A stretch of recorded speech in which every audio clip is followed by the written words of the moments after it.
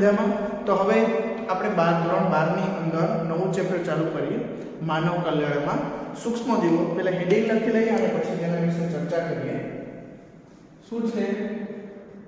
માનવ કલ્યાણમાં સૂક્ષ્મજીવો. બરાબર, તેના વિશે આપણે માહિતી મેળવીએ. તો કે માનવ માટે જૈવિક તંત્રના મુખ્ય 3 ઘટકો: પ્રાણીઓ, વનસ્પતિઓ અને સૂક્ષ્મજીવો. તો કે સૂક્ષ્મજીવો માનવમાં કઈ રીતે ઉપયોગી છે અને ક્યાં ક્યાં તેનો ઉપયોગ કરવામાં આવે છે, તેનામાંથી શું શું વસ્તુઓ બનાવવામાં આવે છે કે જે માનવ માટે ઉપયોગી છે. ખેતીવાડીમાં ઉપયોગી છે, ખાવા પીવાના સાધનોમાં ઉપયોગી છે, ઘણા પ્રકારની દવાઓ બનાવવામાં ઉપયોગી છે. બરાબર, એવી રીતે કઈ કઈ પદ્ધતિઓમાં ઉપયોગી છે તેના વિશે આપણે અહીં માહિતી મેળવીએ. તો કે આપણે સમજીએ જૈવિક તંત્રના મુખ્ય 3 ઘટકો: પ્રાણીઓ, વનસ્પતિઓ અને સૂક્ષ્મજીવો. સૂક્ષ્મજીવોની અંદર શું થાય કે ફૂગ, બેક્ટેરિયા, પ્રાયોન્સ, વાયરસ એનો શું સૂક્ષ્મજીવોની અંદર સમાવેશ કરવામાં આવે છે. અને તે ક્યાં જોવા મળે છે? તો કે સર્વત્ર જોવા મળે છે. પછી ગરમ પાણીના જરાવે કે 100 ડિગ્રી સેલ્સિયસ રીતે ઉકળતા હોય, પછી સાવ -ડિગ્રી તાપમાન હોય કે બરફવાળો વિસ્તાર હોય, રણ પ્રદેશ, જંગલો, વેરાન પ્રદેશો, વેલાદનમુખી પ્રદેશ બધાની અંદર જોવા મળે છે. તો એના વિશે આપણે જોઈએ. જૈવિક તંત્રના મુખ્ય 3 ઘટકો. બરાબર, પહેલું છે પ્રાણીઓ, બીજું છે વનસ્પતિઓ,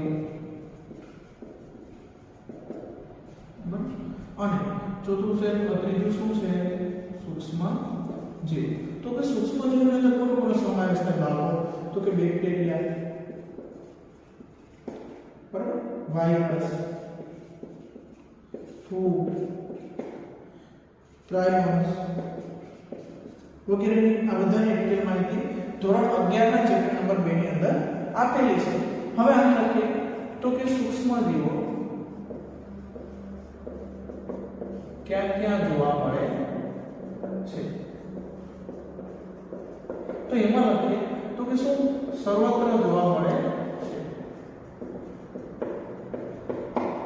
આની અંદર લખીએ તો કે ગરમ પાણીના ઝરણા,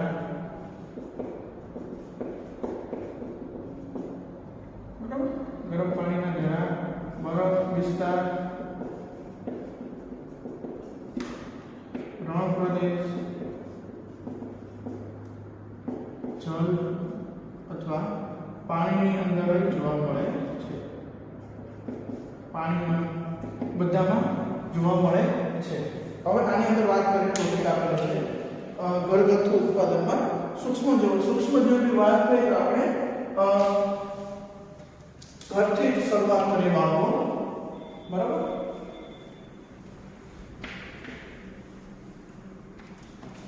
ઘરગથ્થુ ઉત્પાદનમાં સૂક્ષ્મજીવો.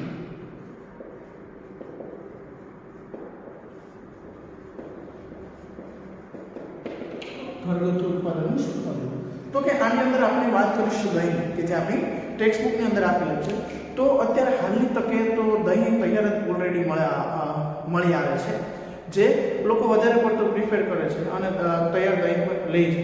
પણ પહેલા સમયની અંદર જ્યારે આપણા મમ્મી હાલની તકે અમુક ઘરોમાં જોવા મળે છે કે શું કરે, દહીંને ગરમ કરી તેને થોડુંક ઠંડુ પાડી અને મેળવાનું કરે. મેળવાની અંદર શું લે બાળકો કે દહીંની થોડીક માત્રા અથવા છાશના 2-3 ટીપા, જેથી કરીને સવાર થાય ત્યાં સુધીમાં દહીં આખું તૈયાર થઈ જાય. તો તેના વિશે આપણે અહીંયા સમજવાનું છે. તો કે દહીં મળે શેનાથી? તો કે લેક્ટોબેસિલસ નામના બેક્ટેરિયાથી. બરાબર, લેક્ટોબેસિલસ નામના બેક્ટેરિયાથી શું કરે? લેક્ટિક એસિડનું ઉત્પાદન કરે, જેના લીધે દૂધમાં રહેલા કેસીન પ્રોટીનનું આંશિક પાચન થાય અને શું કહે? દહીંનું નિર્માણ થાય. લેક્ટોબેસિલસ જો એક હોય તો લેક્ટોબેસિલસ અને સમૂહની અંદર હોય તો લેક્ટિક એસિડ બેક્ટેરિયા. તો તેના વિશે આપણે અહીંયા લખીએ. બરાબર, દહીં. બરાબર, તો એમાં લખીએ કે જ્યારે દૂધમાં થોડી માત્રાની અંદર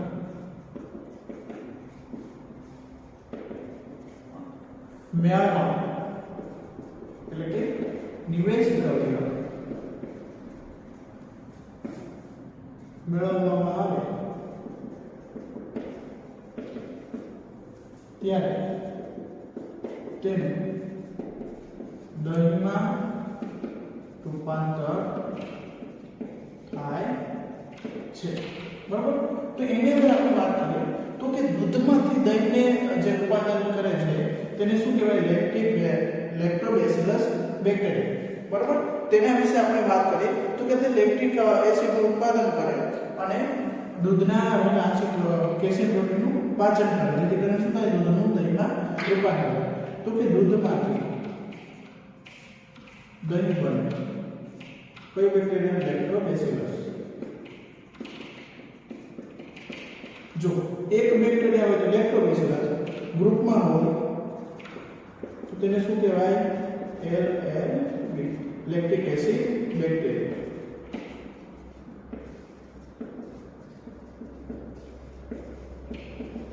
બરાબર, લેક્ટિક એસિડ બેક્ટેરિયા તો કે શું કરે? તો કે દહીંની અંદર શું આવેલું હોય?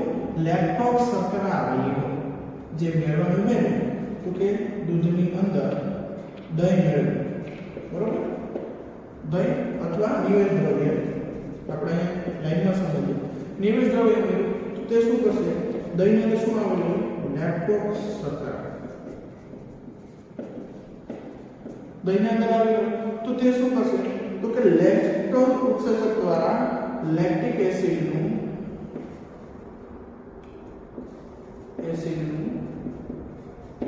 નિર્માણ, બરાબર। લેક્ટિક એસિડ શું કરે? તો કે દૂધમાં આંશિક રીતે દૂધના પ્રોટીન કયું આવેલું હોય? કેસીન, બરાબર। કેસીન પ્રોટીન આવેલું કે તેનું આંશિક રીતે પાચન કરે,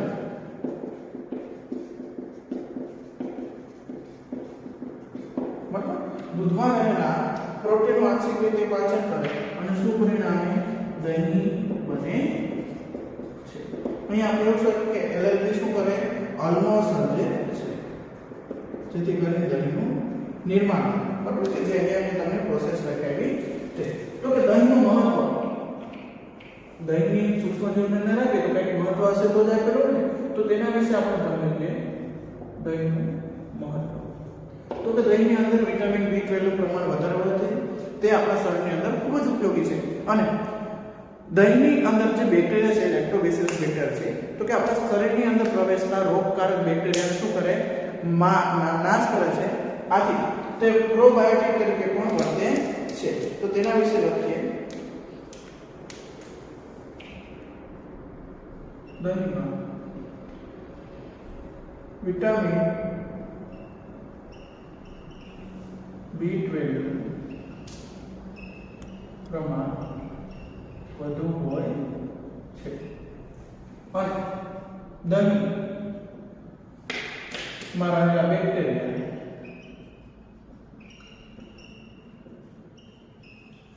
બરાબર, દહીંમાં રહેલા બેક્ટેરિયા આપણા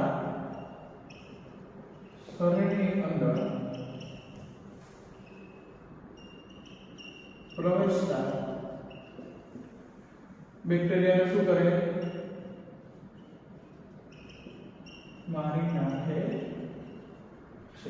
એટલે શરીરની અંદર વિટામિન B12 નું પ્રમાણ વધે। હવે અમુક દર્દીઓ શું હોય કે દૂધનું પાચન કરી શકતા નથી, પરંતુ તે શું કરે? દહીંનું પાચન કરી શકે। હવે જે વિટામિન B12 મળવું જોઈએ તે દૂધમાંથી નથી મળતું, તો દહીંમાંથી મળે। આથી દર્દીઓને શું કરવામાં આવે છે? તો દહીં પ્રોવાઈડ કરવામાં આવે છે। અને દહીંમાં રહેલા બેક્ટેરિયા આપણા શરીરની અંદર શું કરે? તો કે પ્રવેશતા બેક્ટેરિયાને મારી નાખે છે। આથી તે પ્રોબાયોટિક તરીકે વર્તે છે। સમજાય એટલું? પ્રોબાયોટિક તરીકે વર્તે છે। હવે આની અંદર આપણે વાત કરીએ તો કે ઇડલી અને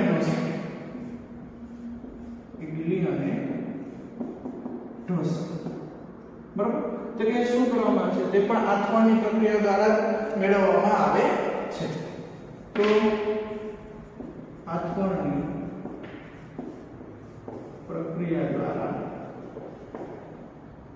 બનાવવામાં આવે છે। ટેક્સ્ટબુકની અંદર આપણે ચોખ્ખી લીટી આપેલી છે કે ઢોસા અને ઇડલીનું જે ખીરું બને છે તે કોના દ્વારા બને છે? બેક્ટેરિયા દ્વારા જ બને છે. તો આપણે એ ખાસ યાદ રાખવું, બરાબર, કે તે બેક્ટેરિયા દ્વારા જ બને છે. તે માત્ર બેક્ટેરિયા દ્વારા જ બને છે. ખાસ યાદ રાખવું કે બેક્ટેરિયા દ્વારા બને છે. હવે એની અંદર આપણે કરીએ કે તે શું કરે કે CO2 નું નિર્માણ કરે. આથી તે ફૂલે છે, બરાબર. જ્યારે કોઈથી આપણે બહારથી ફૂલ લેવું, થોડીક ઘરે લાવી અને થોડીક વાર પછી જોતા તો શું થાય? તો કે એની અંદર ફૂલી અને વધારે માત્રાની અંદર જોવા મળે છે. શેના લીધે? તો કે એની અંદર CO2 નિર્માણ થાય, આથવાની પ્રક્રિયા દ્વારા બનાવે CO2 નિર્માણ થાય, આથી તે શું થાય? ફૂલે છે. નેક્સ્ટ આની અંદર સમજીએ ઇડલી અને ઢોસાનું છે. હવે બ્રેડ,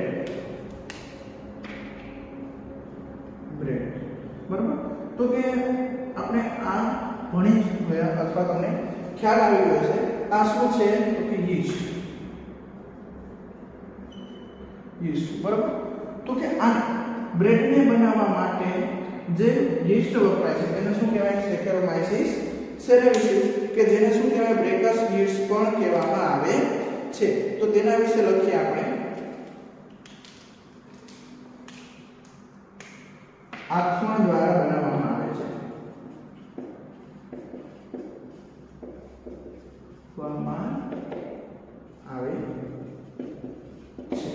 બરાબર. તો કઈ સેકેરોમાઇસીસ સેરેવિસિસ તેને શું કહેવાય? તેને બ્રેકર્સ યીસ્ટ પણ કહે છે, બરાબર. બ્રેડ બનાવવા માટે તો કે તેની પાછળ દ્વારા ફેલાય અને CO2 પ્લસ ઇથેનોલ થોડી માત્રાની અંદર જોવા મળે છે. CO2 નું ઉત્પન્ન થાય જ્યારે આનો લોટ બાંધવામાં આવે ત્યારે, બરાબર. બ્રેડ બનાવવા માટે લોટ બાંધવામાં આવે ત્યારે કોનો ઉપયોગ થાય? સેકેરોમાઇસીસ સેરેવિસિસ, અથવા તેને બીજું નામ શું કહેવાય? બ્રેકર્સ યીસ્ટ પણ કહેવાય છે. આ આપણે ખાસ યાદ રાખીશું. હવે બીજી વાત કરીએ ટોન્ડી, ઘરગથ્થુ ઉત્પાદનમાં છે. દહીં વિશે માહિતી મળી. હવે આ લીધે ચીટી નાખો.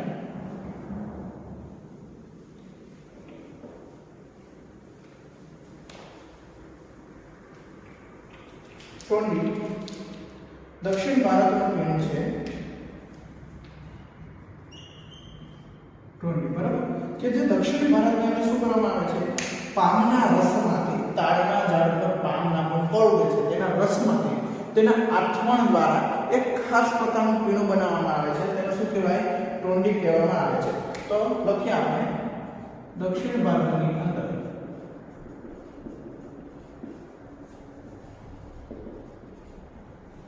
પામના રસના આથવણ દ્વારા એક ખાસ પ્રકારનું પીણું બનાવવામાં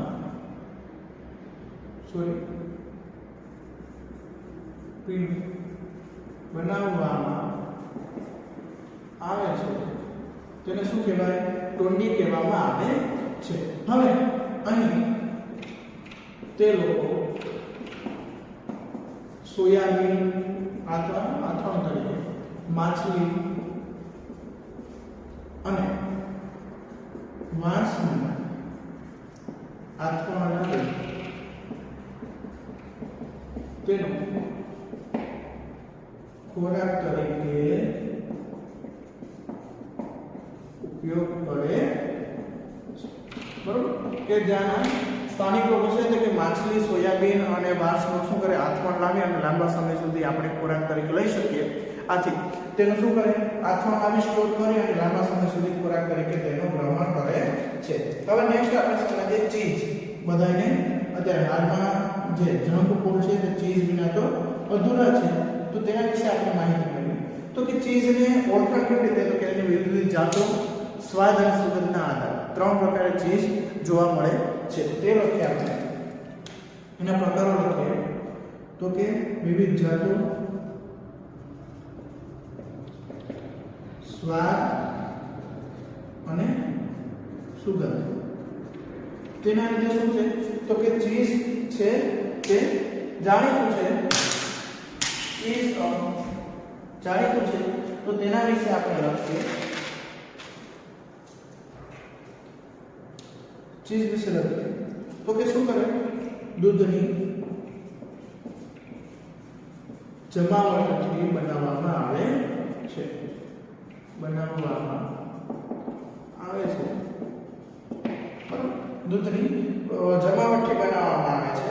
કયા કયા તો એક ફૂગ દ્વારા બનાવવામાં આવે અને એક બેક્ટેરિયા દ્વારા બનાવવામાં આવે. અહીં બેક્ટેરિયા દ્વારા આના પછી માહિતી મળી. પહેલા અહીંયા લખીએ બેક્ટેરિયા દ્વારા જે બનાવવામાં આવતી ફૂગ છે તે ચીઝની અંદર વધારે મોટી માત્રાની અંદર કાણા જોવા મળે. તેમાં લખીએ તો કે આ ચીઝની અંદર કાણા જોવા મળે છે. શેના લીધે કાણા ઉત્પન્ન થાય તો કે CO2 ના લીધે તે ઉત્પન્ન થાય. બરાબર. CO2 ના લીધે શું થાય તો કે તેનું હાથમાં લેવું હોય ત્યારે શું થાય તો CO2 ઉત્પન્ન થાય અને તેની અંદર કાણાઓ જોવા મળે છે. તેને શું કહેવાય તો કે સ્વીટ ચીઝ પણ કહેવામાં આવે. તો કે તે પ્રોપિયોબેક્ટેરિયમ શર્માના લીધે. કયા બેક્ટેરિયા? પ્રોપિયોબેક્ટેરિયમ શર્માની અચેકી નામના બેક્ટેરિયા ને શું કરવામાં આવે તો કે ચીઝનું ઉત્પાદન કરવામાં આવે છે. બરાબર. પ્રોપિયોબેક્ટેરિયમ શર્માની ચીઝના લીધે આ બેક્ટેરિયાને લીધે જે શું કરવામાં આવે તો કે સ્વીસ ચીઝનું ઉત્પાદન કરવામાં આવે છે. આની અંદર એક ખાસ પ્રકારનું આ શું કરે છે ફૂગ દ્વારા બનતી તો કે સ્વાદ અને સુગંધ માટે વપરાય છે. સુગંધ માટે. બરાબર. કઈ છે તો કે રોક્વીફોર્ડ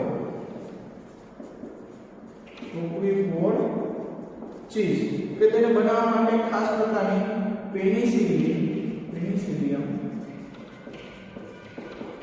રોક્વીફોર્ડનું નિર્માણ કરવામાં આવે જેથી કરીને રોક્વીફોર્ડની ચીઝનું નિર્માણ થાય જે સ્વાદ અને સુગંધ માટે પ્રખ્યાત છે. બરાબર. અહીંયા આપણે પૂરા થાય છે ઘરગથ્થુ ઉત્પાદન. હવે નેક્સ્ટ આપણે સમજીશું